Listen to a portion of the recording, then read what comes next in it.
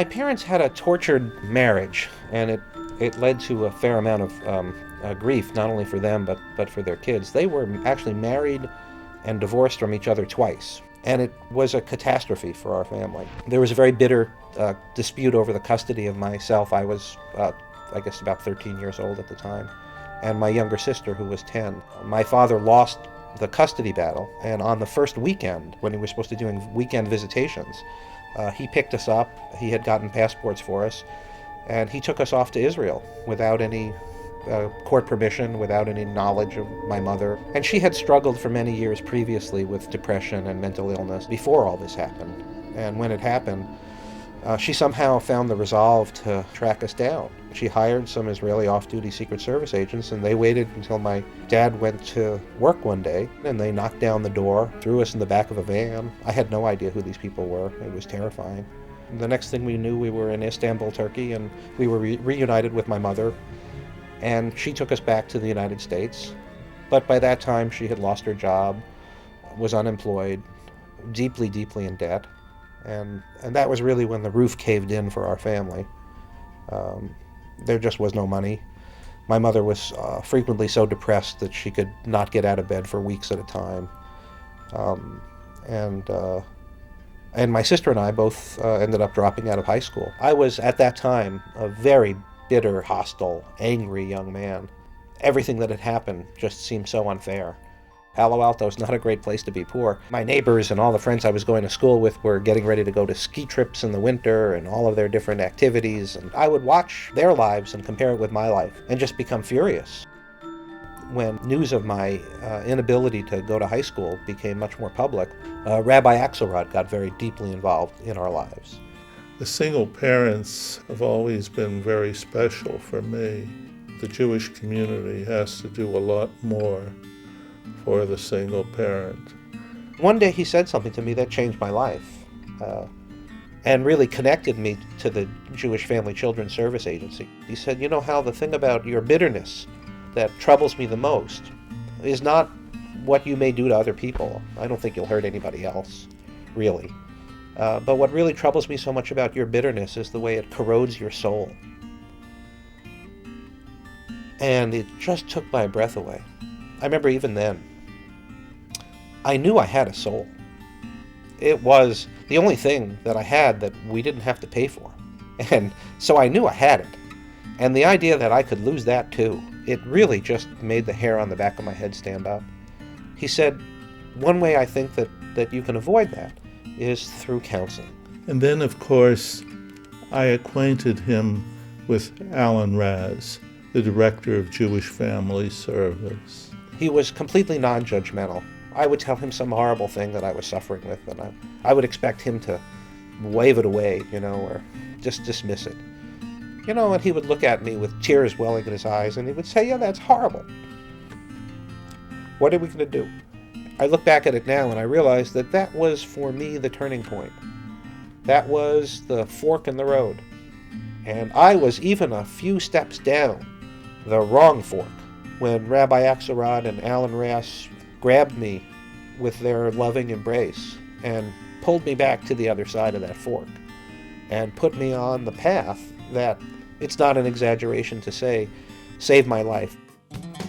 Hal worked his way through Foothill Community College, then earned his bachelor's degree and became a successful journalist.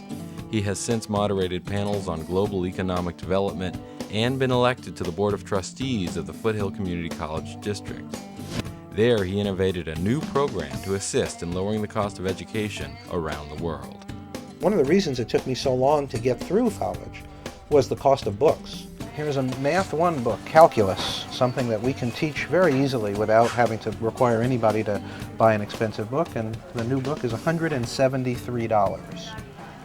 So what are we telling poor people? That doesn't have to be anymore. The Foothill De Anza Community College District became the first college of any kind in the country to establish an official policy which says that a purpose of the institution will be to create free public domain learning materials as substitutes for textbooks.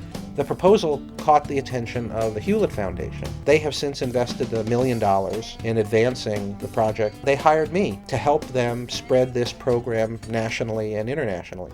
Hal's strong belief in education also inspired him to serve the Jewish community by teaching Sunday school at Congregation Beth Am, a job that eventually led him to his wife, Lauren.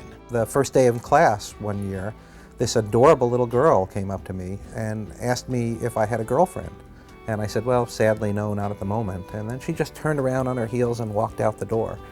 And I thought, isn't that cute? You know, I've read that this sometimes happens. Little girl has a crush on her teacher. She wanted her Sunday school teacher, Hal, to meet her aunt, and that she thought we'd be perfect together. I got a call from that girl's mom. And they had a dinner eventually at their home. And it was the first good blind date I ever had in my life. So my little 10-year-old niece set us up. And the hardest thing was prying Lauren out of her apartment in San Francisco. And then finally it hit me to make her feel at home in Palo Alto. Tell her that if she would move into my place, I would let her furnish it any way she wanted. And she looked at me like, really? And I said, sure. You know, what I want most in my house is you. Everything else can go. And everything else did go. Hal and I always wanted to have a family. We met a little late in life, which made it a little bit harder for us. If God wasn't going to give us a child of our own, then my guess was that there was a child out there somewhere who was waiting for us. And we became aware, because some other friends had adopted from China, of the really big problem of abandoned girls in China. 150,000 abandoned infants. I guess they had looked at these dossiers of these two writers and our backgrounds and our resumes and all the rest.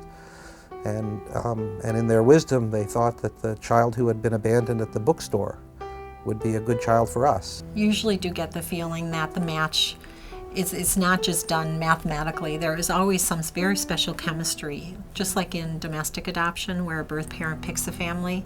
With international, we see these amazing connections also. We had, I guess, a day or two to decide whether we would adopt her. And Lauren took one look at the picture, burst out crying and said, let's go get her.